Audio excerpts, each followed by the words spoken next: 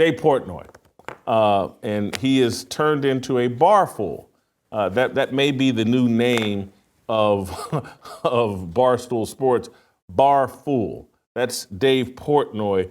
I want to play you this clip that has made Dave go viral and made people have a discussion about Dave. And you guys know I've had mixed feelings about Dave. I have respect for what he built at Barstool Sports, the work ethic, the commitment, the what I thought was an authentic rebellious spirit that Barstool tapped into. Hats off. And he stuck to his guns. He dealt with all the criticism, and he built an amazing company that, you know, he's profited greatly from. Hats off, nothing but respect. There's part of me, though, that has been critical of Dave, that as he struggles and his lack of morality, there doesn't seem to be a line in the sand for Dave. There's no line that Dave won't cross. Some of these allegations as it relates to women and his abuse of women, his recording of women, he's defended himself. And for the most part, I've sat back and said, hey, this man has a right to defend himself. Seems like some of these attacks may be unfair. Seems like a lot of or quite a few of the attacks seem unfair because he's so politically incorrect. I'm now going to have to walk that back a bit. This video I'm about to play puts Dave in a different light. And there are many of you out there that are like, hey, what do you mean you didn't know this? You didn't expect this? The guy runs Barstool Sports. And again, it's not like I consume a great deal of their content, because I don't. And when I say this, I'm not taking a shot at anyone. I'm not trying to be disparaging. I have respect for Barstool and what they've accomplished. But I don't know if I've ever listened to Pardon My Take. And I can't say that's not a shot at Big Cat. That's not a shot at PFT. It's just kind of not my thing. I'm at an age where the mix of comedy with actual interviews, I just need it to be one or the other. Am I coming just to laugh, or am I coming because this is an interesting interview? And again, this isn't a shot. This is me being authentic. Those guys, to me, are trying to walk a line. They want to be rebellious, but are they really rebellious? They want to kind of be counterculture, but are they really?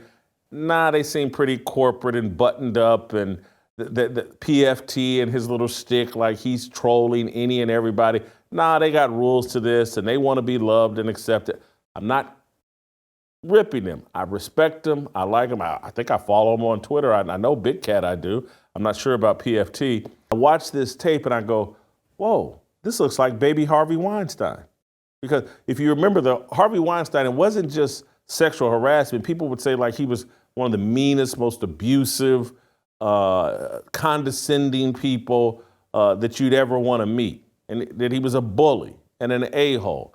And so when I play you this video, I'm like, whoa, this has Harvey Weinstein vibes to it. And maybe I was wrong for basically kind of looking the other way as it relates to these allegations related to Dave. So without further ado, let me play the first clip here of Dave. This is SOT number 1.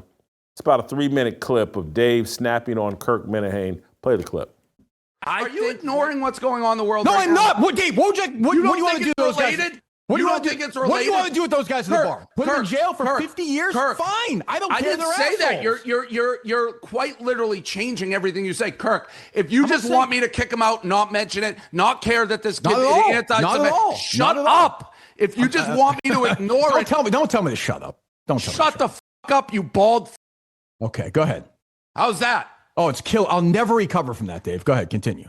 I'll never recover. Well, you're the one who big boss man, don't tell. I'll tell you work for me. Okay, go ahead, continue. You little bitch, you work for me. Sure, you bet. For now, oh, you continue. Don't?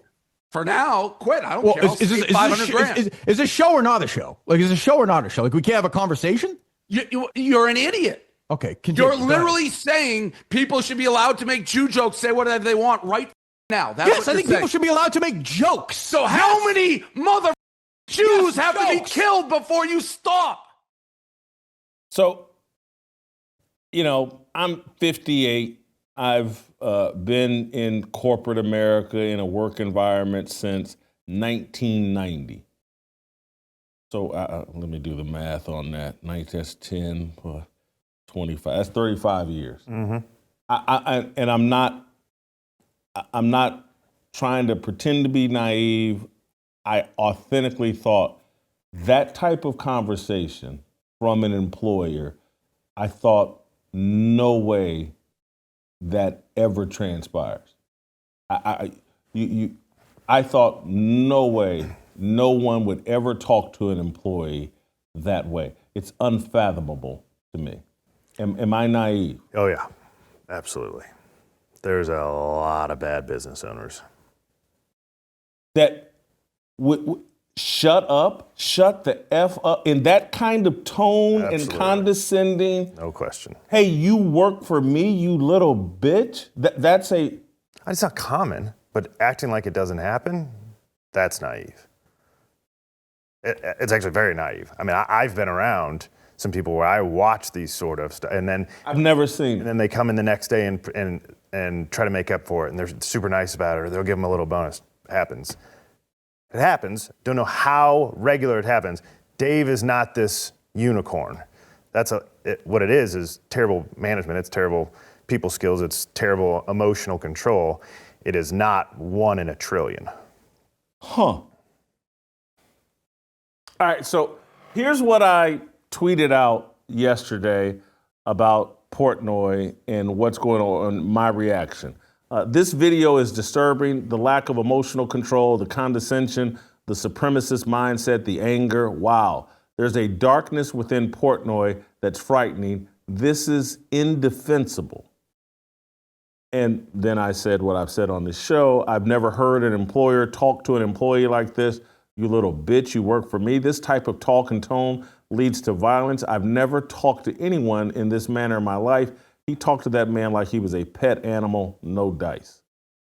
So that's my reaction. Dave Portnoy had a reaction today, I believe at 9 this morning. He released a video where he briefly called me out, called Des Bryant out, but gave his explanation of what we saw yesterday.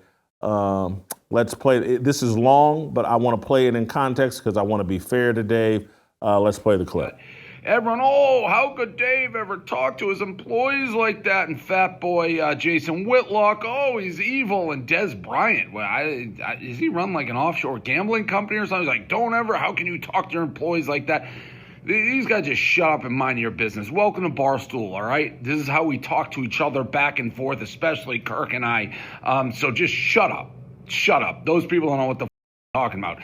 This is about the bigger thing. And again, clips, what we talk about, taken out of context. Now I'm seeing, Dave wants to throw people in jail for Jew jokes, and Dave wants to regulate Jew jokes. He's been this free speech guy, and remember, he sang that Ja Rule lyric 10 years ago and shit. It's crazy. So let me set this. Let me just set the record straight because people just watch the little clips.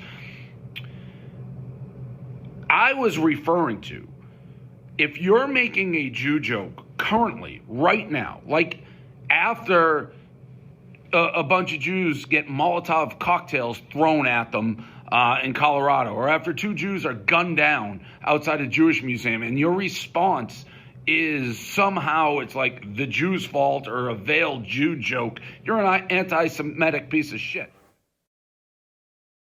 So that's his very profane, nihilistic response in my view, because there are kernels of truth in what he's saying, but he's nowhere near a solution. Hey, brother, you and me should lock arms and be like, hey, we need to tamp down this nihilism throughout American culture. Because if we allow it for 30 or 40 years among black people, eventually it's going to seep out, and Jewish people, white people, Mexican people, Asian people, everybody's going to be affected by this nihilistic culture. So when we call him a bar fool, Dave belongs on the short bus. It's great that he's made all this money. Hats off to him. I'm not going to denigrate that. But this man's not very deep. He's very shallow. And if anyone needs to quiet down and shut up, it might be Dave Portnoy. He's fooled by all the money he's made into thinking he's brilliant. I have told you all, and I'm not disrespecting what he's done and what he's accomplished financially, but that's not how I judge things.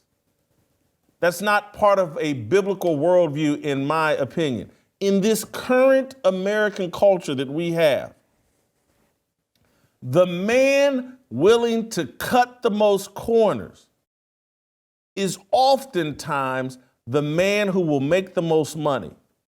The man who disavows any values, particularly any biblical values, is going to be the man that makes the most money. That's a fundamental truth. And so Dave Portnoy, as we've seen in this video, the way he talked to Kirk Minihane, the way he defended, hey, this is just what we do at Barstool. Could you imagine being on video talking to another human being in such a disrespectful way, in such a condescending way, in such a way, and then come back and double down in a second video and start talking about, I'm better than you. And again, I have a worldview that Dave does not share, but I authentically do not believe that I'm better than anyone. And there are people in this world that have done horrendous things that I don't think I'm better than. If you enjoyed that video, be sure to hit the like button and subscribe so you never miss a moment of Fearless.